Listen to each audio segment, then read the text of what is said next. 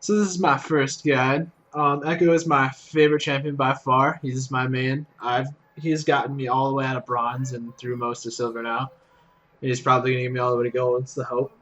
Ekko's most damaging source is his passive. His passive is the 3-on hit effect that applies to 40% slow and also speeds you up 30 to 50% depending on your level.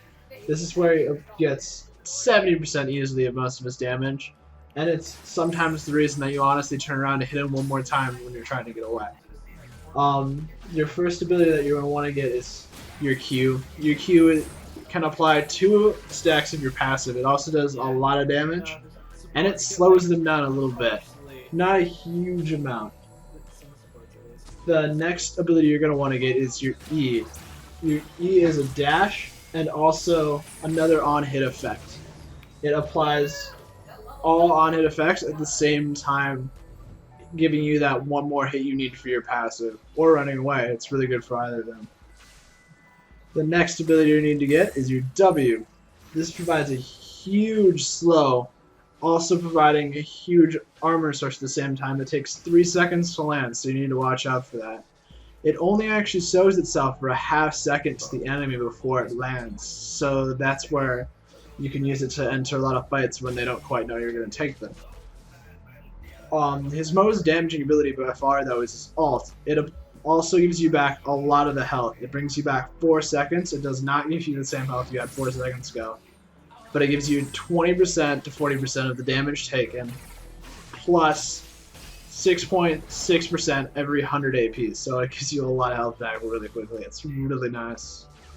My build for Ekko is a little different than everybody else's. I go Sheen first for that awesome spell Billy proc, and then I quickly build that into Lich Bane, and then I build from there. I, of course, get boots, always sorcery boots because you know they're awesome. But sometimes I go Rod Ages if I need a little bit more health. I've been doing a lot of the Andres Torment lately because it gives you a lot of health, plus that pass is really nice on Ekko.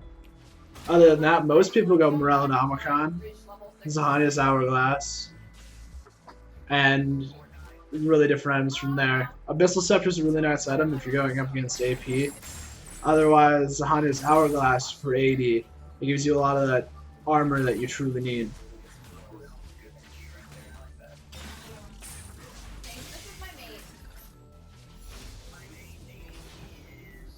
Now that items are out of the way, masteries are what is next. The top left is mid, the top right is jungle, and the bottom, well, that one's the top lane. So for some more tips on how to play Ekko, in lane you're going to want to use your Q to farm and mostly poke the enemy. If you manage to hit your Q, it's a good idea to just go in there with your E2, hit him one more time with it, and walk away, hopefully hitting him on the way back with your Q. This does a ton of damage, but most of your damage is in that little bursts. So don't really stick around too much afterwards. Try to get back to laning and just getting your CS that you need. After you get your W, you should always enter with it. It's great. You can use it to also zone out your enemies. You don't necessarily have to use the shield. It's just great for the slow, or if you want somebody not to go a certain direction. Other than that, your ult does tons of damage and brings you a lot of health back, so it's great in team fights.